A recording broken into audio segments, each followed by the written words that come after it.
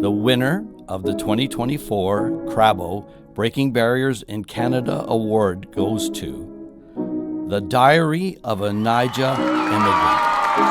Hey darling, are you in for this ride with me? Let's jump in. Hi everybody, welcome to yet another episode of The Diary of a Naija Immigrant. Today I have a very interesting episode for you. It's something a bit different from most of the episodes that we've had, and I am so excited about this because this episode is something related to the field or the career path that most people come to Canada through. And so, yeah, we're talking about tech today. Can you imagine? I'm a tech girl, my blazer and everything, tech girl. Anyways, I have a tech guru in the studio with us today. Yeah. And he also comes from a very famous family. Okay. If you've ever heard of the Oputa family, Charlie boy. Putting me on the spot.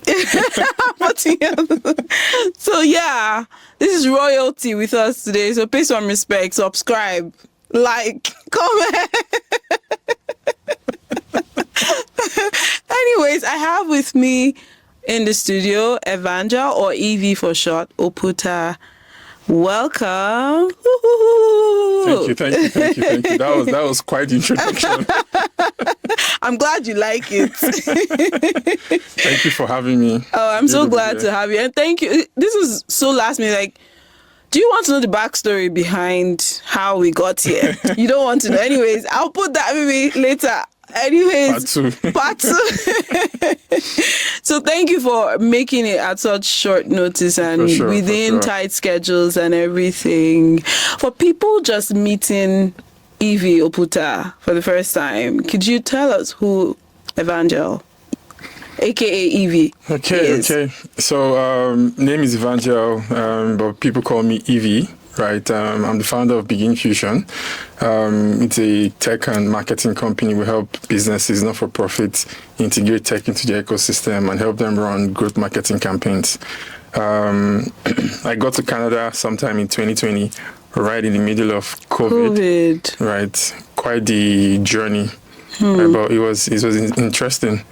Right, and I have a background in tech marketing and all this good stuff. I used to be a model, dancer, and actor. You're joking. Back in the day. Did you have long hair?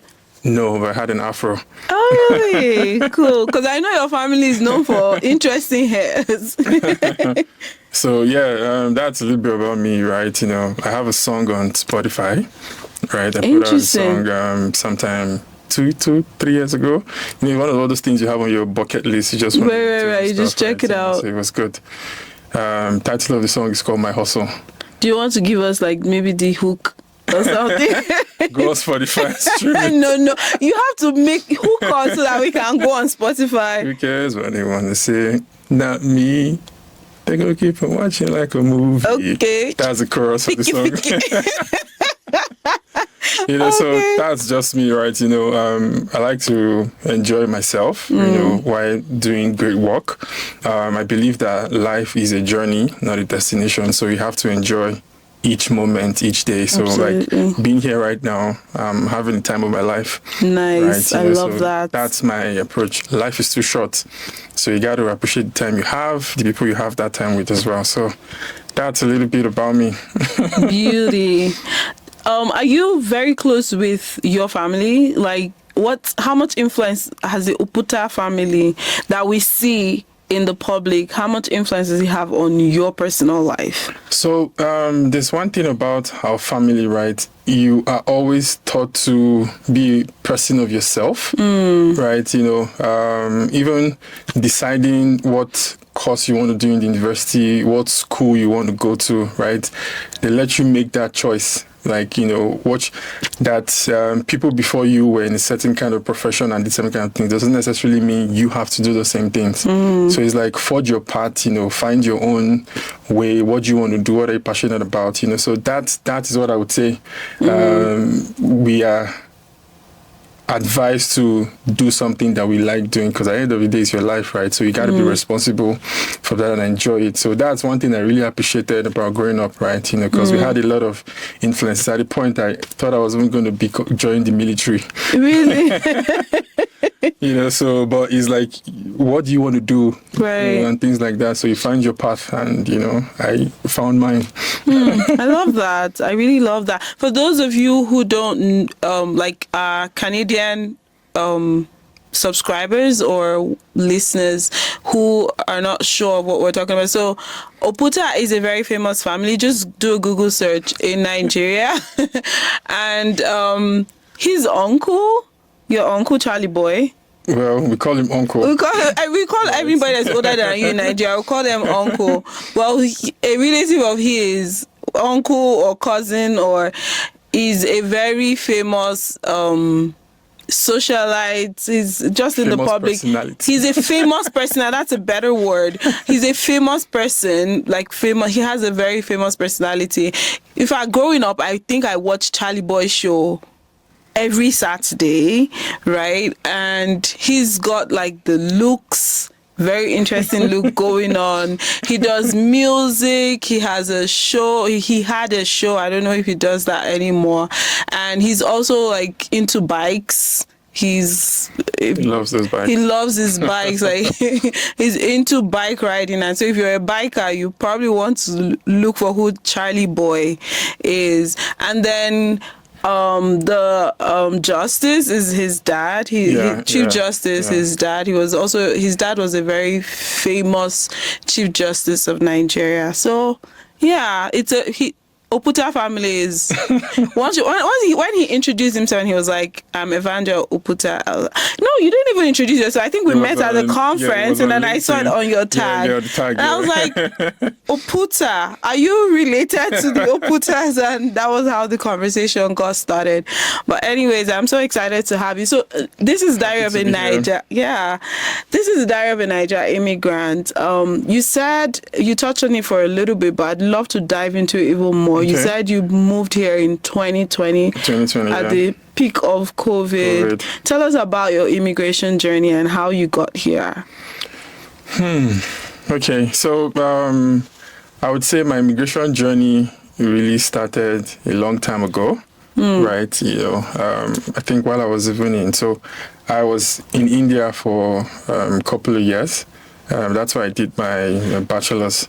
So the tech part of it? Yeah, well, I didn't do tech in India though. It was, I did Bachelor of Commerce, right? But I mean, I've always had that passion for tech, right? You know, people always ask me, like, why did you go to India? You didn't do tech. I know, right?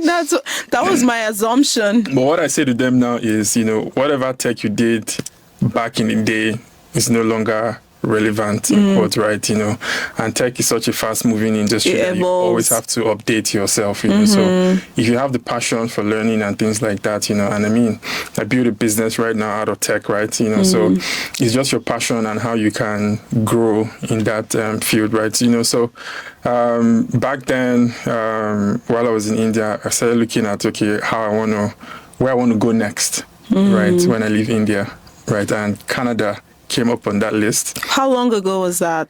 This was 2008 to 2011. That's when I spent in India. So I visited the Canadian embassy in Mumbai, right at the time. And like, I still even have the document they gave me while I was in India back then. Yeah. You know, but somehow I didn't go to Canada at that point, you know, so I went back to Nigeria. So what kind of document are we talking about here? Well, like the criteria and the list of things you need to do. Oh, and so you kept that? Well, it was just somewhere in the document. So I found it when I was like trying to come to Canada again. Right, you know, like, oh, okay, that's quite a throwback. You know, so that was when Canada came up on my radar the first time. But then I had to go back to Nigeria to do NYSC.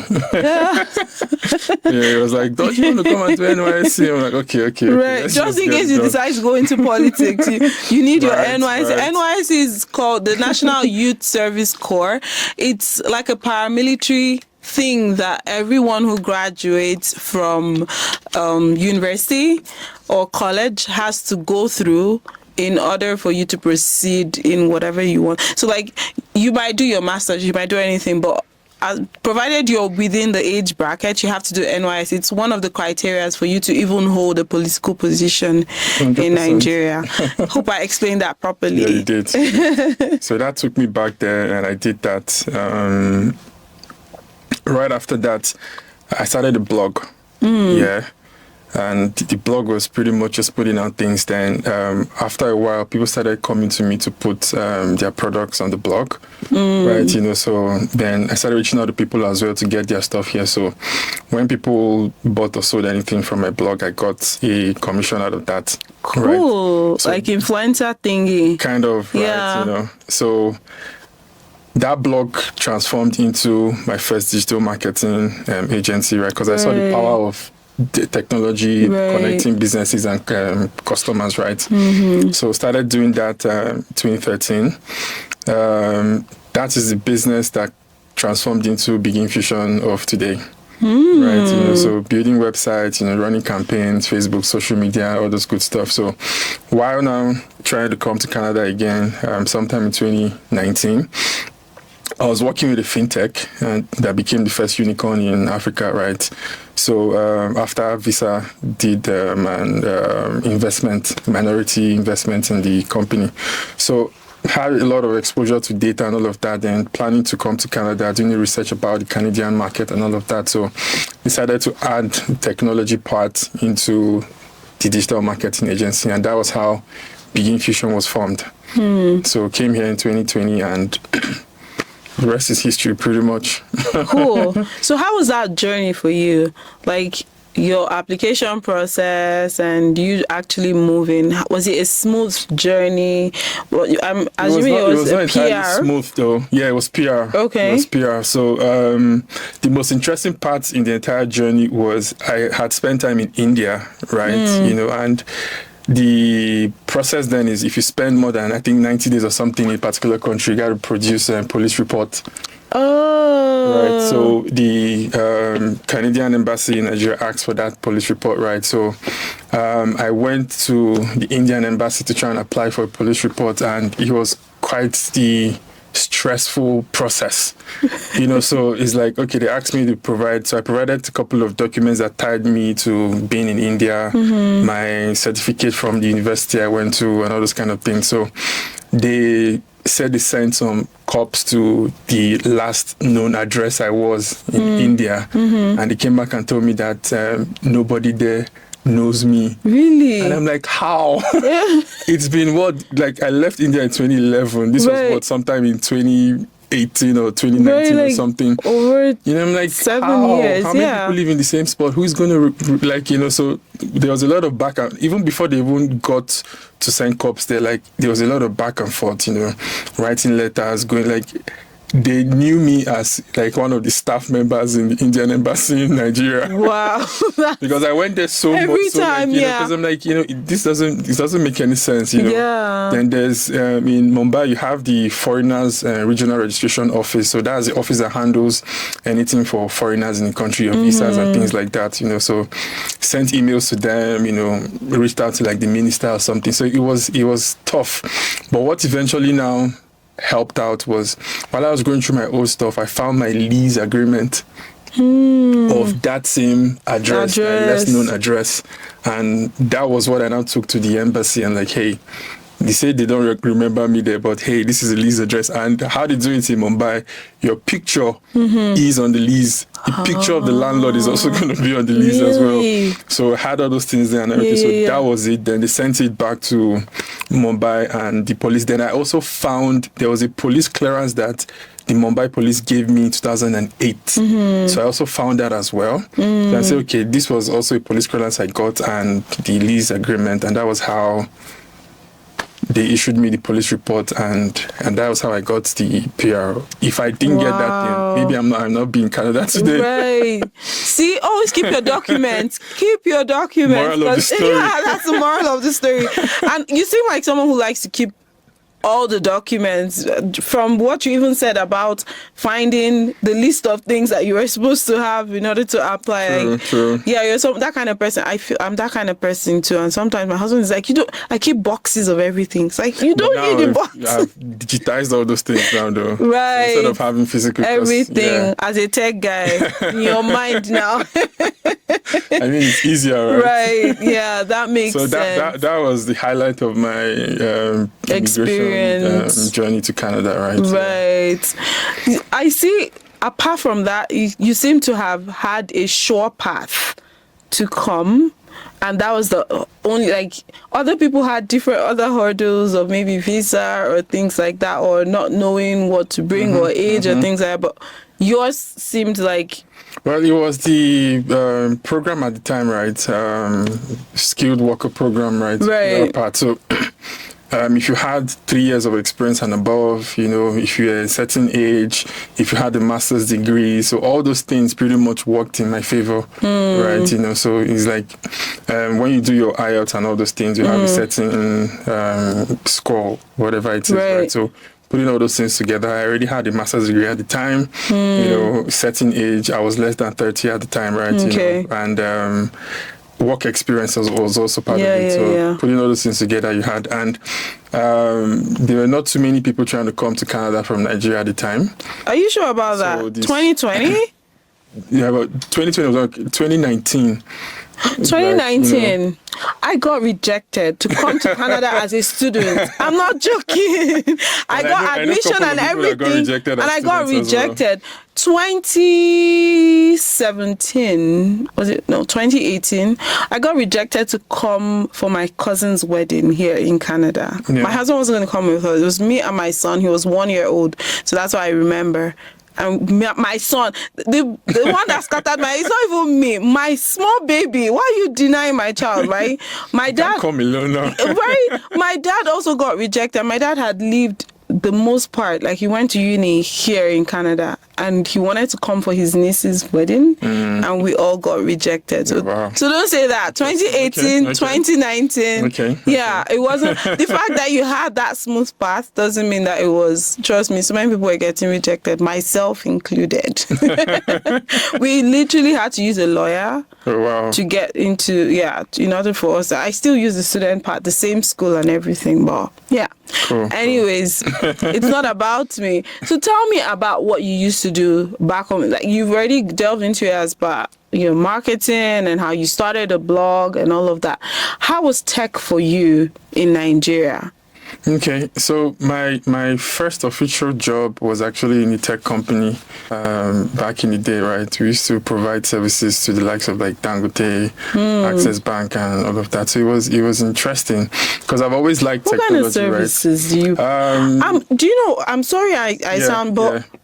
Nigeria, that I knew, I'm not trying to take a jab at my country, but I was a civil servant, and we still used to carry files up and down. Nothing was digitized. Like, in fact, I was one of the people that was trying to help broadcasting get like the whole digital switch over to digitization, and it was there were so many bottlenecks and everything. So I'm wondering, like, were people really utilizing tech? Like you're saying, like some companies like Dangote and the rest of them. Tech as we know it now is definitely different than it was back then, right? So the rate of adoption, right? So I'll give you an example. While I was in my NYC, the local clinic in the local government, right? There was a lot of paperwork. So I brought up a proposal that, okay, let's digitize the hospital records, right? Trying to, but we couldn't raise funds to do that, right? And a few years down the line, I started seeing that happening across hospitals, like in Lagos and different places, right? So that was already happening, right? So then moving to the companies, right? So we're helping people set up like their data centers, their servers, connecting. So for example, if Dangote wanted to set up a new branch or whatever, right? The networking, connection of all those things would be the ones that pretty much handle it. I mean, we're one of the many vendors that Dangote had, that kind of thing, right? So then another popular product we have there, I can't remember what we called it, but it was companies wanted to make sure that their staff do not browse the internet when they're at work. So they wanted you to stick with only the company's intranet. Right. So we had a product that we were selling that they would install in the servers that would block out all those things. Can you remember details of those things? That was a very popular product back in the day. Right. Okay. You know, so that was when companies started doing that thing. So it was interesting, right? You know, because we worked manufacturing, banks, insurance, and those kind of things. So it was new then. At the time, we started talking about cloud. Right, a lot of companies were still on-prem. So cloud, we became partners with Microsoft, IBM, and the likes. You know, then trying to help businesses implement Office 365. You know, so those were the kind of tech adoptions that was happening back in the day, right? You know, years later, you saw that banks started jumping on 365, you know, Microsoft Dynamics, you know, the ERP and all those things, you know, which helped. Like even back then, email marketing was really even like, you know, too new. You know, but that was when you really got returns on your email marketing because nobody was like really doing email marketing and things like that. Set it up, run your campaigns, get people, you know, to open other things, and really good. So it was interesting, and you're seeing how tech has taken off in Nigeria, right? And, you know, in the advent of fintech, so I used to work with InterSwitch back in the day. And everybody knows that InterSwitch they build the pipeline of switching and the fintech infrastructure in pretty much Africa, right? InterSwitch laid the groundwork that the likes of Flutterwave and Paystack, you know, built upon. You know, so things like that. You know, then if you go back in the day, you know, in the banking sector, right, it was hell. You go there, you're trying to withdraw because everything was all paper. So InterSwitch came with their switching services, connected the banks together. You're able to go into a bank, you know, withdraw from GT, Access, whatever it is. So those things laid the groundwork, you know, then, you know, it just kept on going there. There was a product that we launched while I was working in the bank, and it was called Pay with Capture. The product was way, way, way ahead of its time, right? You know, and what we have now, like Apple Pay, Google Pay, and things like that, it was a version of that kind of thing. You go to a store, you just tap to pay, right? Then there will be a QR code as well. You can scan the QR code and pay with the QR code. If there's no network, the payment is still going to be facilitated. You know, so, and we're seeing QR code scans and payments, those kind of things happening now everywhere. You know, it's like a normal thing. Yeah, so it's an interesting adjustment, and coming to Canada, right? The tech scene was totally different. Exactly. Right. Where I was back in Nigeria, I can't remember the last time I walked into a bank. Everything was done all online. But I come here having an issue with one of the banks that I use here, and they're like, you have to go back to the branch. You have to go into a branch. So I go into a branch, and they're like, you have to go to the branch where you open the account. So you're saying Nigeria was more advanced than Canada? 100%. You're joking. In our banking industry, and like, I'm not even trying to shade Canada or anything like that, you know. The banking industry in Nigeria is very much advanced. Like, I used to work in the bank in Nigeria. Like, Tony Elumelu, call us. We have seen the banking industry in Nigeria. I've seen it in Canada here. You know, making transfers with Interact. You got to use somebody's email. You wait for 30 before they get the transactions and things like that. But in Nigeria, so for example, chip and pin, 2FA on your mobile banking apps. We started using 2FA in Nigeria on the mobile apps a long time ago. 2FA was introduced while I got here in Canada. But the first banking app I downloaded did not have a 2FA. Do you understand? Do you think the reason why people would want to use a two-factor verification in Nigeria is because of the other things, like for verification, because of the crime rate? Or like, do you think maybe people here just didn't have that to worry about? Well, I'm just playing devil's advocate. It's just innovation, right? You know, we have a very young, tech-savvy population back in Nigeria that are hungry to develop and innovate, right? And there's not as many red tapes as we have in Canada in terms of innovation and development and things like that. So people just go and create stuff. You know, you're giving that free route to, okay, here's money, like, just build stuff. You know, so people and is when you put people together that are thinking and all of that. And we have a lot of people coming back into Nigeria from across the world. So they bring ideas with them and all of that, trying to solve problems locally with global ideas, that kind of thing. So it helps. But I'm saying it's just the rate of adoption, right? My company here was part of the Canada Digital Adoption Program, helping businesses here adopt new technology across Canada, right? During that program, we saw how a lot of businesses in Canada are still lacking in terms of tech. We're not even talking about AI right now, right? That's a whole different conversation. A lot of businesses here today don't even have a plan about AI. Let's just talk about the tech itself. We saw a lot of companies that are still doing things manually, paperwork and things like that. I went into an office and I was speaking with the CEO. Then he told me to look outside of his office, and I saw stacks and stacks of paper. I'm like, this is not the way to work. Are we in a different country? Like, maybe we're in me and you are in... I mean, if you don't go into those places, you're not going to see those things. And, we were coming as people to help them solve their problems. So they had to review what those problems were, right? So other than it being difficult, if for example, you have a fire in your location and all your documents are going to go up in flames, customer records dating back to how long? So you say there's more paper here than back home in Nigeria? 100%. I want to strongly disagree with that. 100%. I want to go on a leave. I totally understand. I want to go on a leave, and then I would type a letter and print it out. Instead of emailing it to my boss, I would print it out and then send it to the secretary. The secretary would then pack all the files and all the letters that have come in a file, take it to the director. The director would then, whenever she or he has the time, go through all the documents, sign and write, and then send it to HR, and then HR would sign and write, and then HR would send it to DG, and then DG will sign and write, and then before it will then come back to you to know if it was approved or not approved. And this could take 2 months. I know. Files like that go up this way. We worked with I have never done that here. Government agencies back in Nigeria as well. So we saw, and again, when we work with them, we see the problem, we bring the solutions to them as well. Well, it wasn't something that was readily adopted. I'm not saying that we don't still have businesses and companies in Nigeria that are using paper, right? I'm just saying that the level of tech adoption in that sense is more.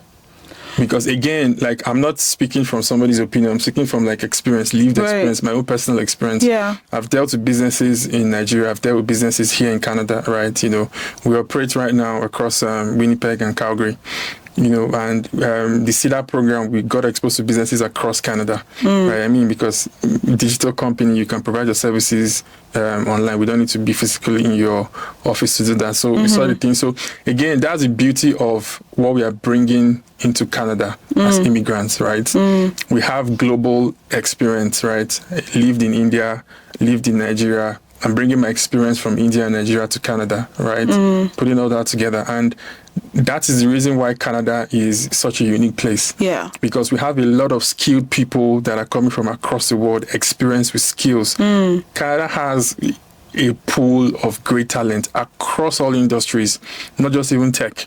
That is the beauty we see here, and that is one of the things that we're trying to, take advantage of. Working with other great experienced people across all industries to try and solve the problems that we're seeing here in Canada, right? And it's just a matter of time, and with the right support, from government, federal, provincial, whatever it is, we can make those changes, and advancements. We're talking about AI right now. We have a long way to go. You talk to a lot of people, what is AI? I'm saying people that are running businesses, some people think that AI is just ChatGPT, and the AI as we know it today, we know that AI has been around for a long time, right? But AI as we know it today, is maybe 2 years old. Let's say it's right after GPT was released, right? The level of innovation we have seen in that space, Gen AI, machine learning, and all those things, right, is crazy, right? We keep on seeing different LLMs being released, right? You have so many of them right now. GPT, Claude, DeepSeek, things coming out of China is even insane. recently, China launched a hospital that is fully operated by AI agents. Oh, China, they are way advanced AI than any agents, part like of the 100%. world. They don't even use cash. They don't. You know, so looking at things like that, then IBM the other day said that they started using AI agents in their HR department, right? Things like that. Mark Zuckerberg and Jensen, CEO of NVIDIA, right, said that at the point, everybody's going to have their own AI. That's where they're going to, right? Each individual in the company. Facebook is saying that I think they said they're even doing it already, that a portion of their coding is going to be done by AI agents. Entry level and mid level coding is going to be done. So there's a lot of things happening, right? And if we don't jump on that, and it's not even a matter of like FOMO, right? You know, hey, this AI thing is like AI is the present and the future. Right, we have to make a plan. What is the strategy we're putting in place, you know, to help businesses adopt AI strategy? How is AI going to solve problems for you within your companies, your operation?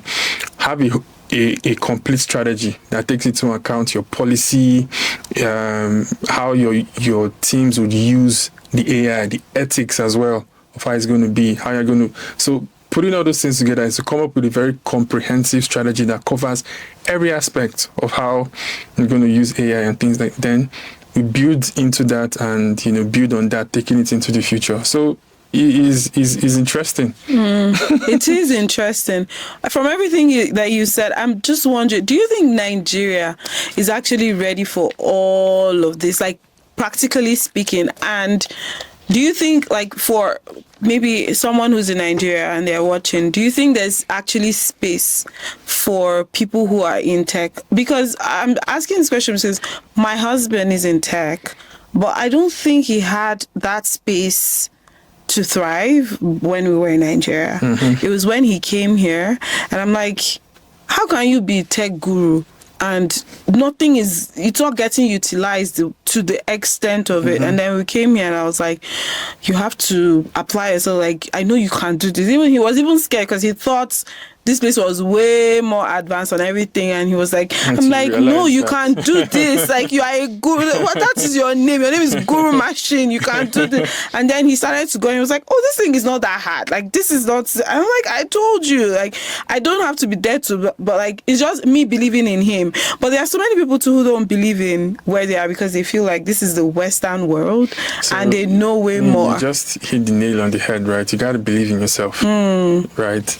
That is the very first thing, because you don't want to go out there and start second guessing yourself. Why should I believe in myself? Why and I'm coming from Nigeria with my limited, I wouldn't say like, according to like that might be what is in somebody's mind, my limited experience with using tech in my country. So, I mean, let me not try and digress, right? But the media plays a role in the perception that people have about Africa and the West, right? Yeah. And it also influences the way people coming out of Africa think about themselves, right? So growing up watching CNN and BBC, the things you would say about Africa is the African safari, right? You know, maybe a kid that is dying of malnutrition somewhere in the desert. Flies going around that their kind head. of thing, right? They did not focus on the vibrant population, young people that are teeming with ideas, you know, hungry for success and all of that. They didn't focus on that thing. So now that we have social media, right? We're more connected. So people no longer even trust traditional media, right? The stats already out there. And now you can see things happening from different perspectives across the world.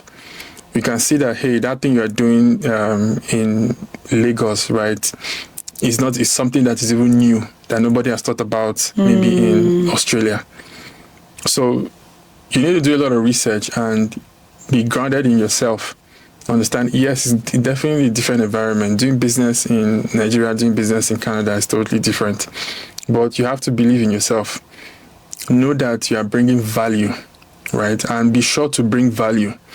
right? You know, like we say, no show walking, right? You got to bring value into what you're coming. Like, what do you bring to the table? Right. Like, it's value. When you show people that you have value, right, and you believe in yourself, and constant self-development, it doesn't stop. That's why I tell people that if you did computer science or engineering in 2005, and if you never improved yourself, like, you cannot speak when you get to the table right now. You gotta constantly be updating your knowledge, your skills, improving yourself. And that is how you have confidence in who you are and what you can do. Then as well, people come to Canada and they're worried about their accent, right? On my podcast, I made an episode about that sometime last year. And the reason behind that was I was engaging with a lot of newcomers, right, that felt too shy and they lacked confidence, and it all boiled down to their accent. And I'm like, first of all, let me say this is everybody has an accent. Absolutely. Right? Yeah. An accent is your heritage. It shows where you are coming from, right? So when people say this person has an accent, I'm saying, no, that's not the right thing to say.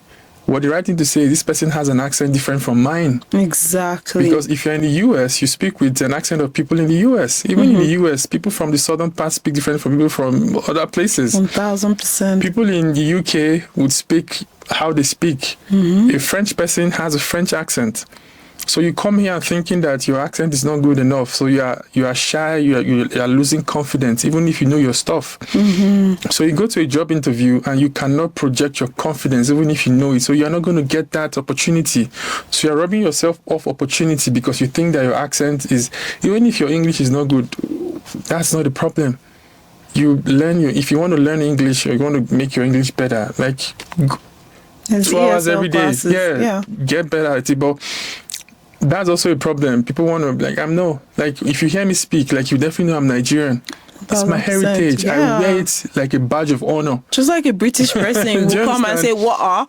You know that they are British, right? And they're not 100%. trying to change their accents. So if you want to say our own, you say it too. And like, it's your accent. Like, do you know, it took me a while to get to that level of Confidence. I'm telling you, like, it took me a while because I was so, like, when I came to this country, my voice, I used to be one of the loudest people in Nigeria, and then I came here and people can't hear me talk.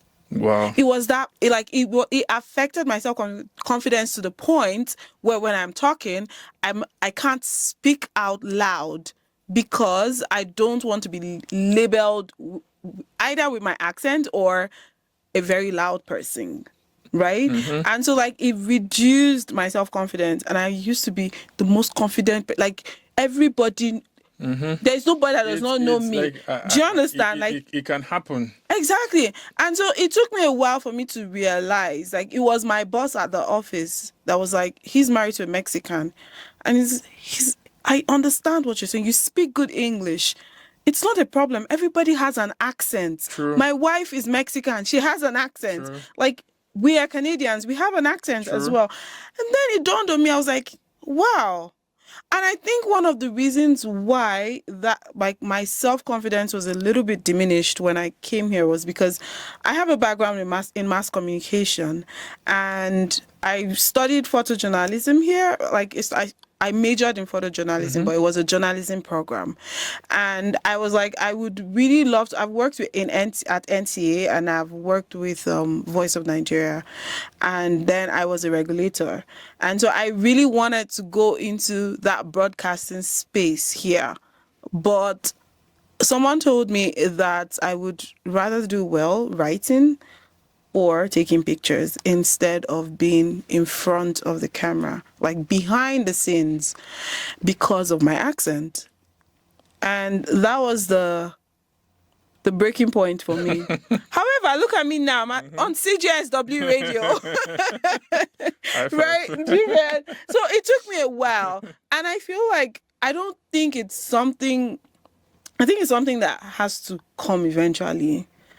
If people feel that way, their feelings are valid, but at the same time, there's something, and this might be the podcast, like this might even be like what you've just said might be that light bulb moment where people realize. So I can't overemphasize what you've just said more, because that is so valid. Everybody has an accent. You just have to own it. Like, this is my accent. I speak English. I know some people have looked at me and be like, you're Nigerian, how come you speak good English? And I'm like, excuse you?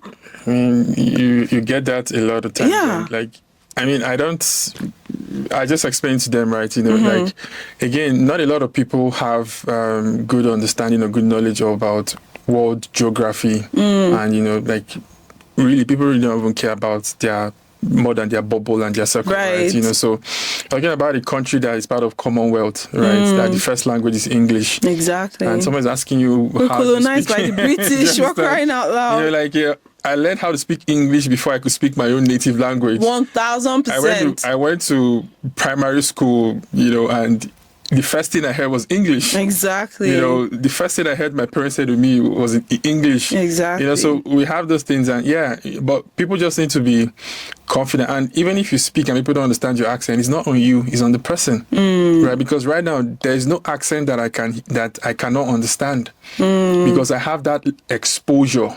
Right, you know, I've even went to India. Do you understand? Like, I walked with people across the world. Right. You know, had friends from across the world. You deliberately watch things in different accents so that you're able to practice listening to people in other accents. So I'm like, if you don't understand Nigerian, like, go on Netflix, look for a Nigerian movie. Go on YouTube. Then you'll see the real accent. Look for a Nigerian movie on Netflix and watch it with subtitles. But if you do that a couple of times, you'll be able to understand the Nigerian accent. Right. It means that you have not really met a lot of Nigerian people. It's not on me, it's on you. You have less exposure than I do. There's literally no accent anybody speaks from any part of the world, Europe, Asia, whatever, that I cannot understand. Right? You know, so people need to understand that we all have accents. If somebody doesn't hear what you say, you repeat it.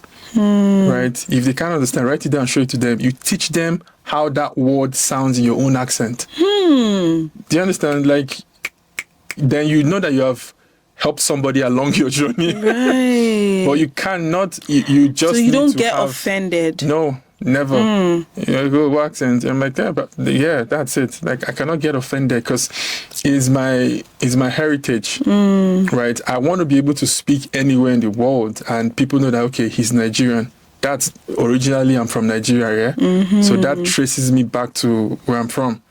And that is it. If you hear a French man speak or a French person speak, you know this person is from France. If you hear somebody from Italy speak, you know this person is from Italy. Right. So where that's a badge of honor, when you come here, you have skills.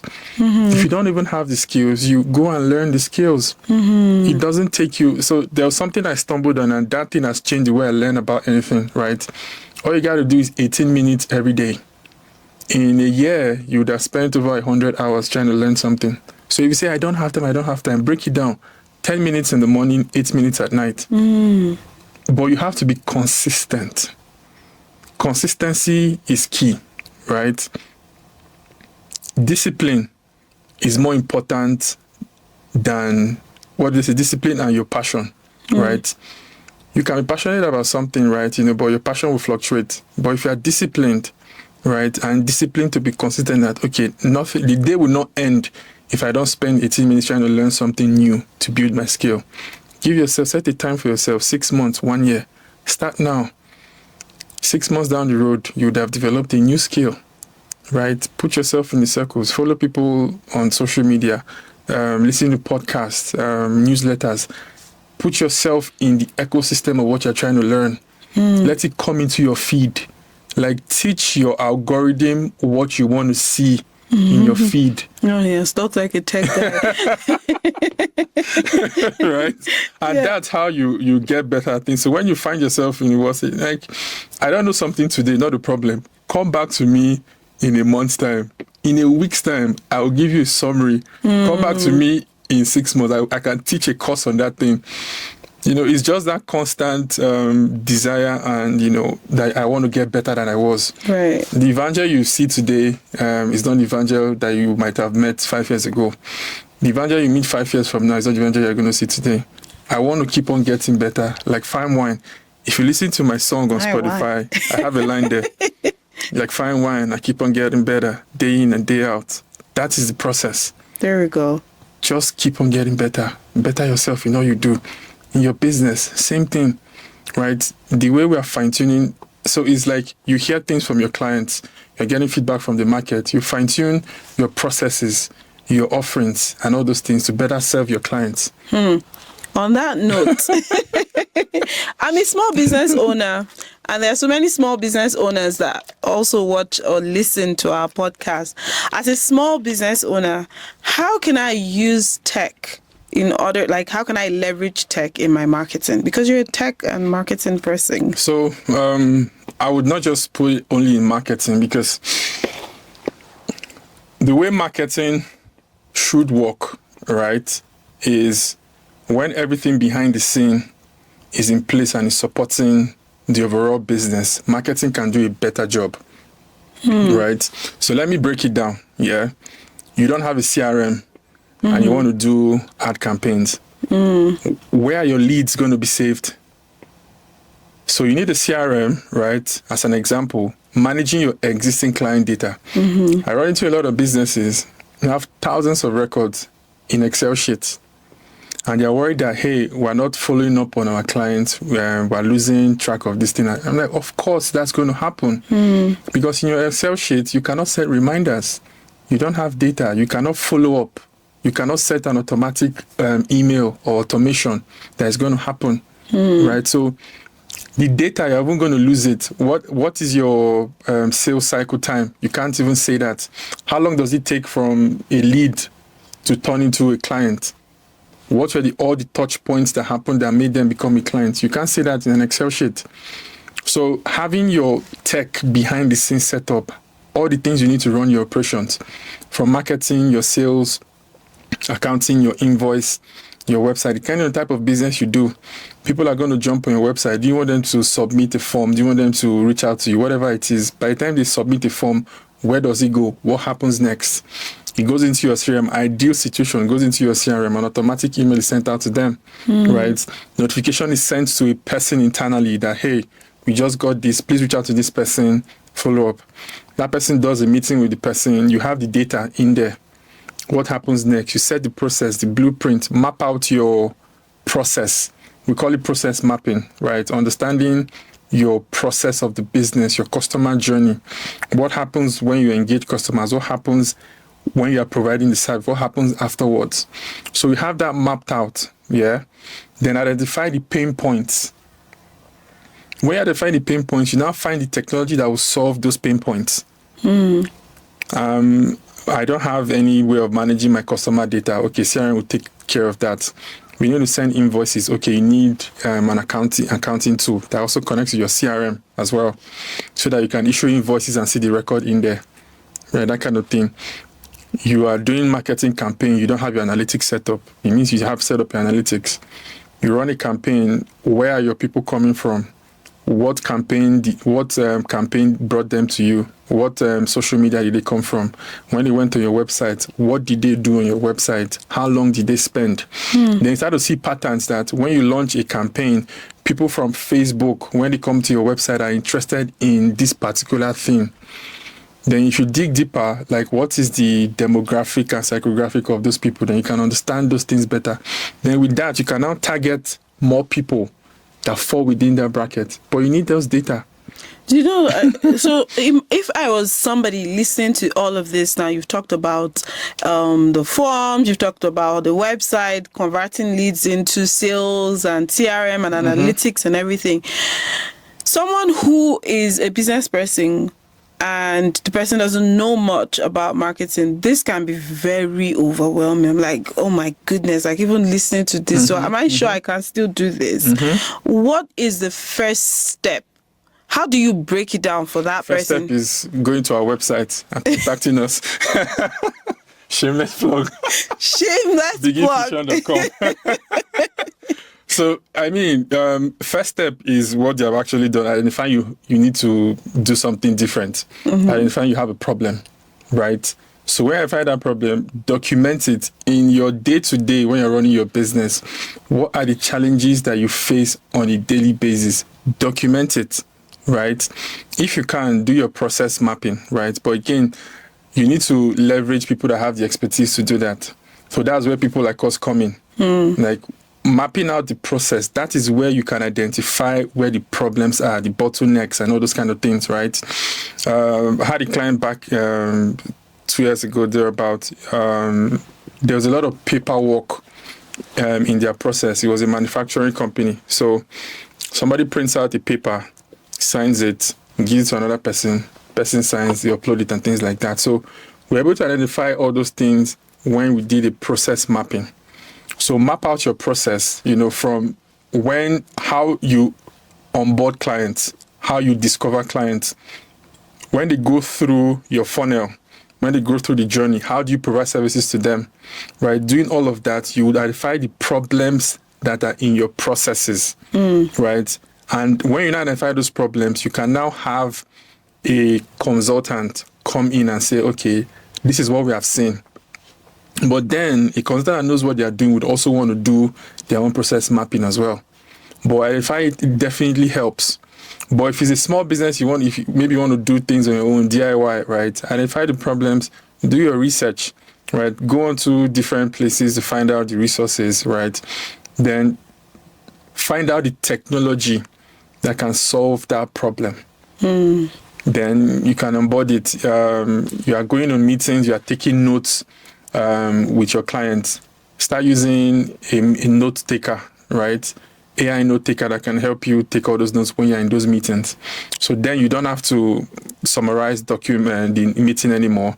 You are not missing out anything. Because if you go into a meeting, if you don't write it down the old way, you miss it. But when you have an AI note taker, like it saves you hours after the meeting, within 2 minutes or whatever, a total summary is done, and you have the transcript as well that you can go back and reference. That will solve problems. Like I've been in meetings with clients and, they're writing down things and all of that. I'm like, don't worry, I'll send you a summary of the meeting when we're done. So that kind of thing, that's how you solve your problem. So identify that you have a problem, map out your process, figure out the pain points, then figure out the tech that's going to help you solve the problem. If you can't do it on your own, reach out to us. And if it's a small business, how are they so sure that they can afford you? I mean, there are different tiers of services that we offer, right? And a phased implementation plan would help them so that they're not overwhelmed, right? So if you need 10 tech tools right now, instead of implementing 10 of them right now, you start by doing one, the most important, that will solve the biggest problem they have. Then you can do that down the road. But again, we can provide you with the consultation. Then you can go and solve it on yourself if you cannot pay for the implementation. So there are different ways to work around it and all of that. I mean, what I'm even saying now too is... You have just learned something. It's part of the consultation. Okay. So. That's awesome. So I see some of these things that you're doing now. How much of it were you doing? Like, did you start up here? Was it mostly what you brought from your experience from Nigeria or from Mumbai, or were there some things that you saw that you had to brush up on in order for you to solve the problem of this particular market? So you remember when I said evolving, right? Constantly evolving, getting better and all of that. That's a process. The foundation for me was laid in Nigeria, right? Some of the things that used to do in Nigeria, like building websites, we still do that till today, right? But things like AI, right? We didn't have AI in the way it is right now back then, right? Yeah. So again, a new thing is coming on board. You have to learn about it. How do we use it internally first, right? Understanding it too before you put it out there as a service, right? CRMs, right? CRMs was not what people were using back in the day, right? We were all on Excel sheets and the likes, right? So that kind of thing, you learn something new. And for us, it's trying to always, how do we improve our own processes? How do we improve everything we're doing? Then the service we're offering, we don't want to be in a position where we're offering a service that's outdated, right? So is what are we offering right now that fits the market of today? So we always have to fine-tune, evaluate what we are offering, feedback from prospects, feedback from clients, updating our knowledge about what the industry is doing currently and what the development and tech and innovation that's happening. So before, what the example I gave about meeting note takers, right? Nobody used those things in the past, but it's like, how can we improve that process? That improves the process of us sending out proposals to clients, because again, we never miss anything in meetings, right? Coming up with systems, and that's something that's very important as well. Systems, right? Having systems, processes, frameworks, templates of things that you do internally is going to help, no matter the size of your business. If you have a system in place, you solve a lot of problems, and that is how you scale.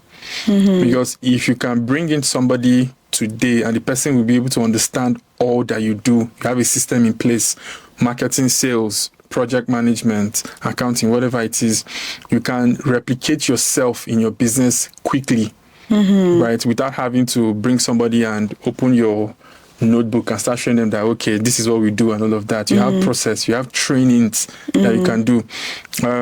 We have tools that you can easily build trainings for your staff, SOPs, all those things. It's very important. And sometimes small businesses might look at it and say, no, this is something for the big company. No. If you're a one-man business, solopreneur, whatever it is, right, you need to have processes in place. Start by mapping out what you do. How long do you think it takes to build a process as a small business owner? If you start today, you will be done by next year. Because I'm just assuming that you are not going to be focusing on it all the time. All the time. So it's like, what processes do you currently do? How can you create a system in place? What is the SOP that you can put around that? And that's the kind of experience that we got working in corporate, right? We're able to see structure in place. There were systems, there were SOPs and all those things. So taking the knowledge of all of that and applying it to the business that we are running and also extending that to clients as well helps.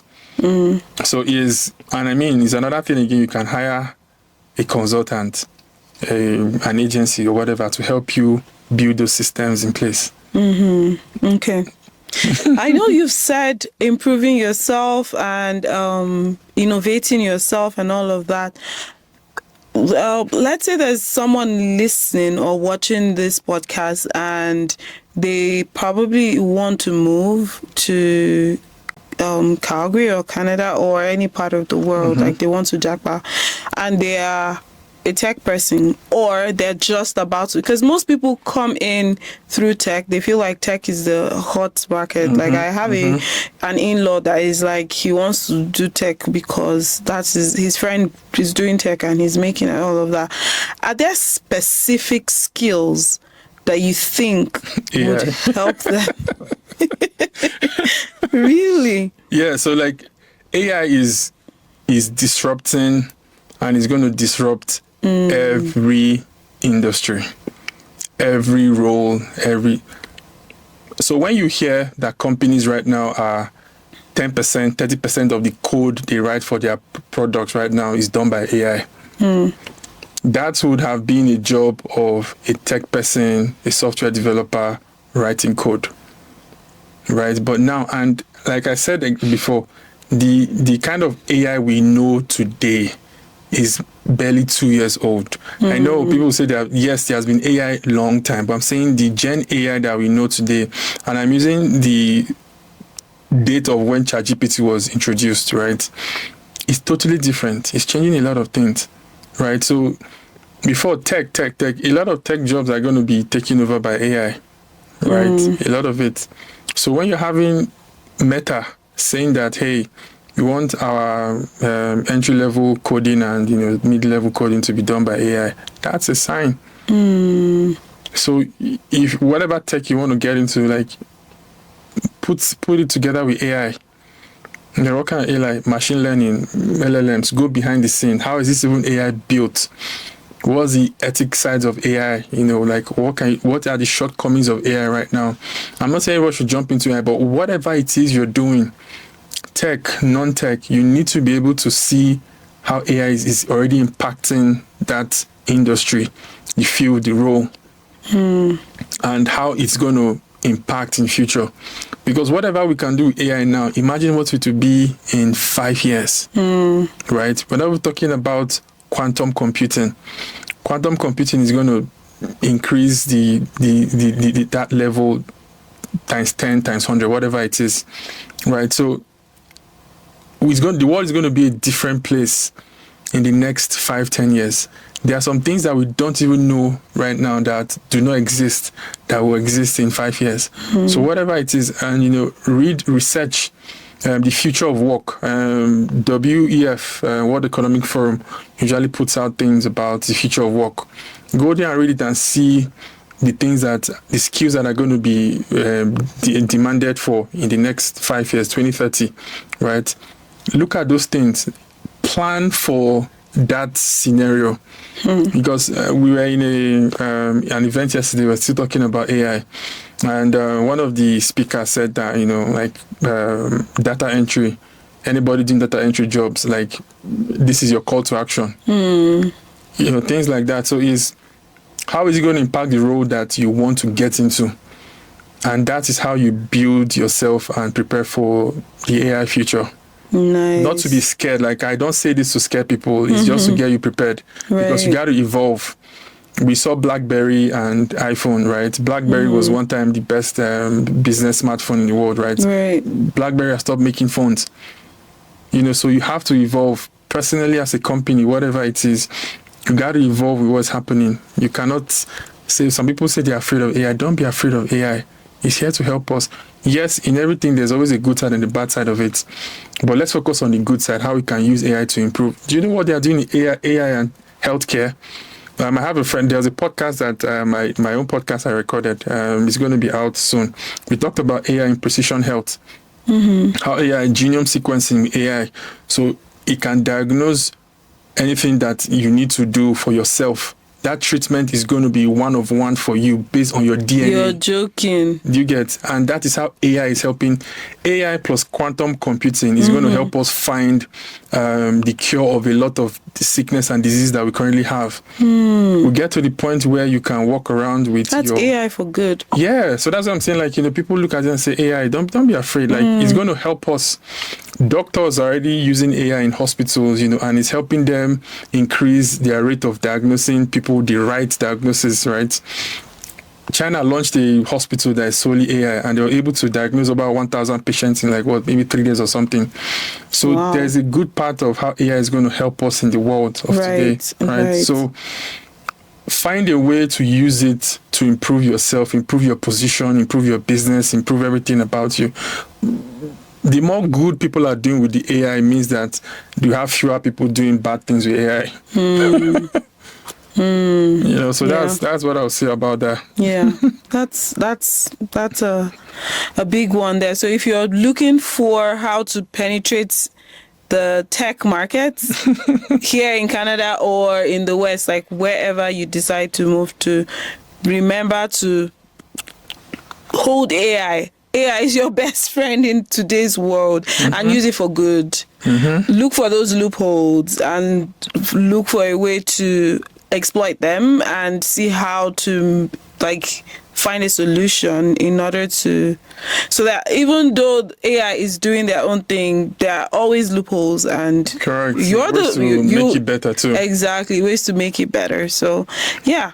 That is a nugget, and I hope I've taken it and I'm giving it to my husband. Do the same. Anyways, are there some, because you came at the peak, I want to back up a little bit.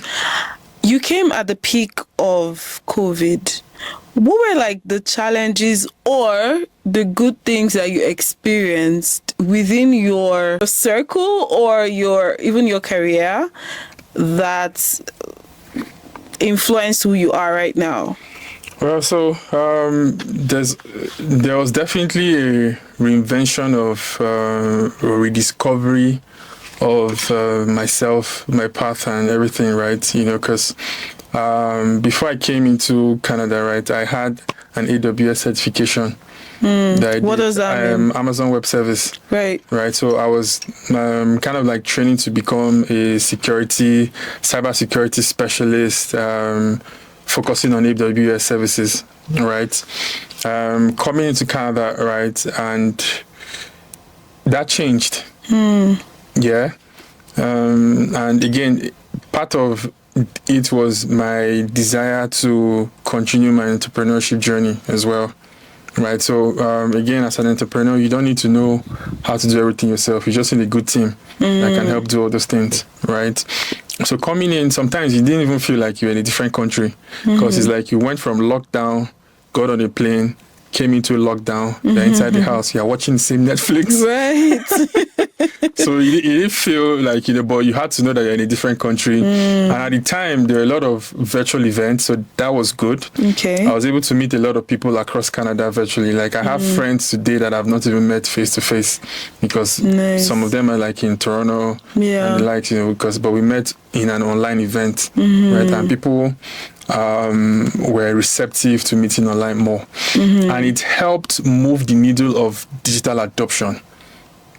Because a lot of business closed down, a lot of business had to reinvent themselves. So that helped the business that we do today. Because people were now saying, okay, looking at how they were going to try and adopt technology, like Zoom.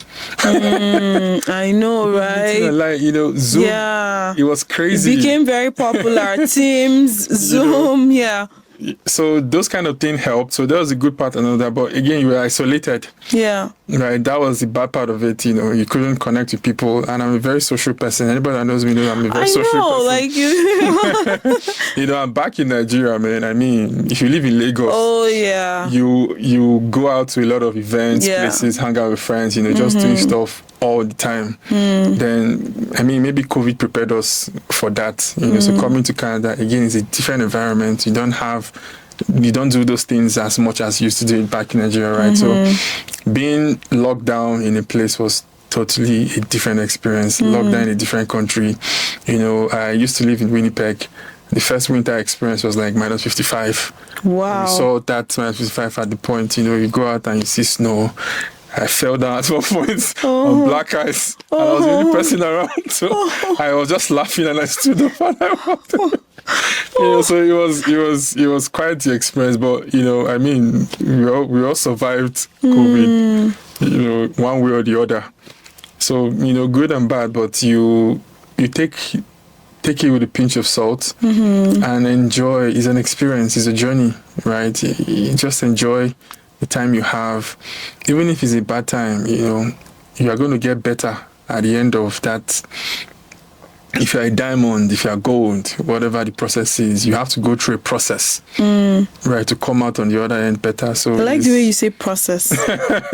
Like you're putting the emphasis on it. Yeah, right? I like the way you say. Every time you say process, you get me like, is like there's a process, there's a journey. Nothing happens overnight. People don't see what happens behind the scene. They don't see the late nights, the blood, sweat, and tears. You are sick, you are still working. You have COVID, you are still working. You are doing all those things. They don't see all those things behind the scene. They just see you. And I mean, a lot of times people are not really sharing those stories as well, right? But people need to understand that a lot goes on behind the scene that people don't see. Oh, yeah. So you need to, burn the midnight candle, put in that work. When people are sleeping, you're working. When people are sleeping, you're working. Doing like, you would be shocked at the amount of progress you will make if you do something daily. That incremental growth. Just be consistent, be deliberate, day in, day out. There's something called no 0 days. If you're trying to achieve something, a day should not end when you don't do one thing that moves you closer to your goal. No 0 days. It's not easy. I'm not saying like it's easy, but you just need to have that unrelenting desire, unwavering commitment to your goal, to your passion. Like, I'm going to get this done. Nothing is going to stop me. If they put something in front of me, I will jump over it. If I cannot jump, I'll go under it. I will break it down. Just keep on going. It's going to be hard. Ups and downs. There are times you would be depressed. You would come back from depression, whatever it is. But just keep on slow progress is better than no progress if you're heading in the right direction. But if you're not heading in the right direction, hurry up and fail so that you can reroute and put yourself on the right track and move on. That's a nugget. That's a nugget. You got my attention when you said you're going to be depressed. Why did you say that? Like, now I'm curious, how was your mental health? My mental health was good. Okay. My mental health was good. Even if you're excellent, like I had friends across the world that we jumped on calls a lot of times. And when you are doing something that is taking you closer to your goals, that is happiness. You know that, I can go to sleep. I know that, hey, I did something that's taking me closer. But is it that easy when you feel like you're putting in the work, you're applying yourself, you're trying to do things that will take you closer to your goal? However, it feels like it's not yielding much. Is it that easy to keep smiling and keep going and just keep applying yourself every day? When you understand, again, that it's a process, it's a journey. It's not easy, but you just got to keep on, like, you just be in beast mode. Nothing is going to stop me. It's like, I'm just going to keep on going. I'm saying this, that there are going to be times when you don't want to get out of bed. There are going to be times when you feel like, what am I even doing here? Where am I? Like, what am I doing? But you got to, like, go through that thing. If you want to cry, go into your closet and cry. Whatever it is you want to get to relieve the stress, do that and come out and continue doing what. Always show up. Keep on showing up. Is not easy. Like, you look at all the successful people today, successful products, right? You know, you will see the story behind it. Some of them were 1 month away from bankruptcy, but they turned things around. You know, so there is no story that does not have a journey. But you need to be. That's what separates people that win and people that don't. You have to push through the failures, the downtimes.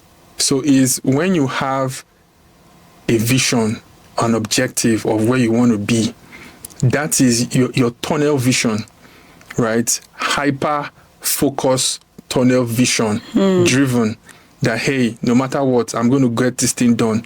Yes, it might take 5 years, it might take 10 years, but slowly I'm going to keep on going. If you have to divert, if you have to pause, not a problem. If you have to reinvent yourself, if you look at our top companies, some of them started out as fishing company, but they went into tech. Some companies started doing some things. Like, you need to get to a point where you reinvent yourself. You might start out as a SaaS business, right? But you might end up being a manufacturing company. It's just what it is. But you need to be determined to go forward regardless of anything that's happening. Because if you don't do it, nobody else is going to do it. People are there to help you, but you need to be the person that is driving your goals and objectives yourself. So whoever is watching this right now, whatever you're going through, however you're going through it, keep going. Get up, pick yourself up, and I hope you find courage and strength to keep moving and achieving your goal. 100%. Thank you so much, Evie. That was amazing. There's a standard question we ask every guest that comes on the show, and that is, what is one thing you wish you knew before buying that one-way ticket? There's one thing I wish I knew. That's a tough one. What's one thing I wish I knew?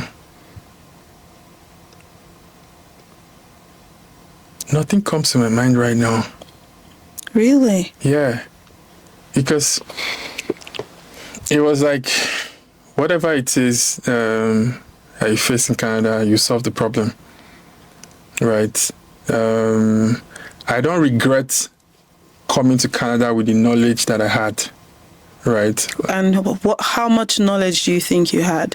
Well, it was enough for everything you needed to do to come here. Okay. The choices you made, where to go, where to live, and things like that. Right. So I don't regret the knowledge I had, coming here. So one thing I wish I knew back then, maybe AI. But we didn't have it then. It wasn't even in existence. You know? Or you wish you were the one who created it. We're already talking as far back as like 2019. We already started talking about AI stuff, but not in this form. I feel like it was more robotics or things like that. Not in this form and all of that. But I mean, if I'm going to give an advice to people that are trying to come to Canada, right? You know, I mean, after all, we're talking about the immigration story. Is just be true to yourself. You know, it might sound cliche, but just be true to yourself, who you are. You know, have a plan, have a goal, understand how money works in Canada.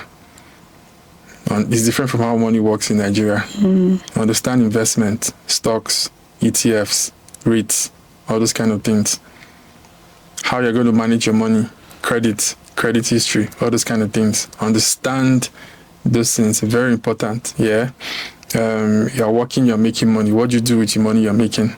If you're in a business, you make profit, what do you do with your profit? You know, have a way of what you're going to do and invest that money and have that investment making more investment for you down the road. You know, so true to yourself, understand the way money works, have a plan, have a vision, and be confident in who you are, confident in what you're trying to do, and be clear. Have like super clarity about what you want to do, where you want to go, who do you want to be in 10 years from now, where do you want to end up. That's what I would say. That's a good one.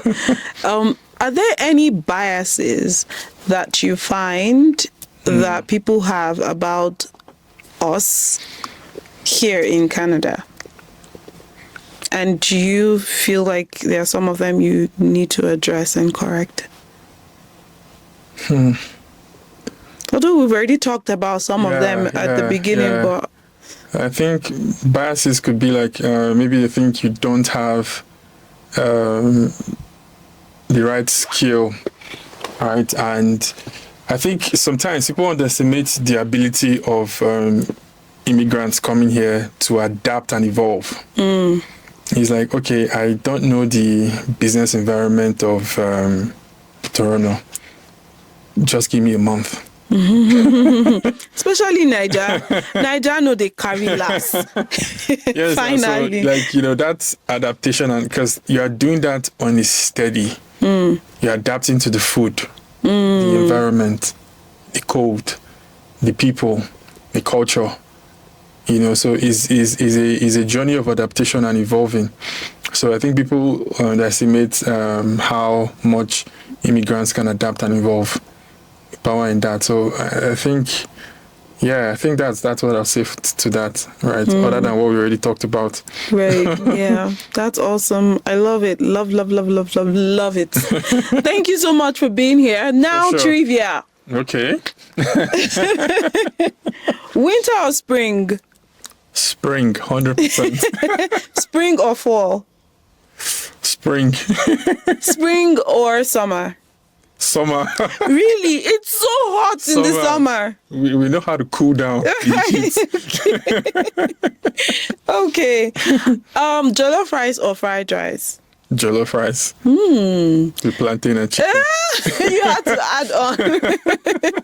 Okay, if I give you a plate of jollof rice, plantain, chicken, what else? Some vegetables, salad. Take away two things from the plate.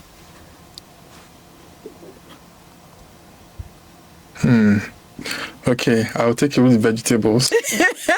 Right? Cause like I already do a lot of vegetables and stuff. Like I'm a very health conscious person, right? You Okay. know, I do ginger shots 3 times a day, right? Really? I even have a ginger shot brand that's coming out. Jindu.ca. Hey God, this guy is just Look out plugging for it. everywhere. Because I mean, ginger shot changed my life. Really? Right? You know, What is in your ginger shot? That's a secret. Okay. When the brand is out, you can go and shop for it. It's jeendu.ca. You send us samples. Yeah. 100%, you have to send us 100%. samples. You heard it here first. And if he doesn't send the sample, it's recorded. So that's why I'm going to take away the vegetables. Maybe the plantain though. I'll be left with jollof rice and chicken. Okay. Yeah, I'm good. Jollof rice or rice and stew? Depends on the stew. Depends on the stew, then I'll do rice and stew. Okay. Jollof rice or oha soup? Oha soup. Oha soup or eforiro? Oha soup. Oha soup or amala and all the... Begiri, roundabout. Yeah. Amala is fire though. But oha soup. Oha soup, yeah! Oha soup one!